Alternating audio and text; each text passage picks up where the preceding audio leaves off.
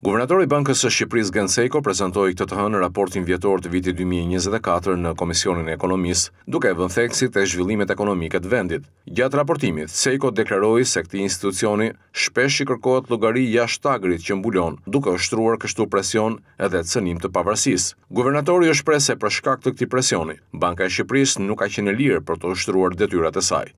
Pavarësia e Bankës së Shqipërisë është përcaktuar në ligjin për Bankën e Shqipërisë. Pavarësia e Bankës së Shqipërisë sigurohet shpesh herë ka elemente të cilat ndikojnë në cënimin e pavarësisë së Bankës së Shqipërisë nga shumë faktorë. Ajo që unë me sinqeritet para këtij komisioni them drejtim pavarësisë së Bankës së Shqipërisë është shpesh herë që Bankës së Shqipërisë i kërkohet të kryej ose i ushtrohet, fjala presion është mbase shumë, po i kërkohet llogari për gjëra që janë jashtë tagrit ligjor të Bankës së Shqipërisë.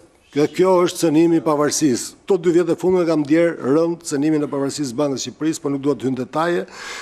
Banka e Shqipërisë si rezultat i këtij presioni nuk ka qenë e lirshme për të ushtruar në mënyrë profesionale detyrat e saj. Sejko tha se ekonomia ka vijuar të rritet dhe trendi pozitiv do të vijojë edhe për gjatë viteve të ardhshme, edhe pse rreziqe të ndryshme janë prezente.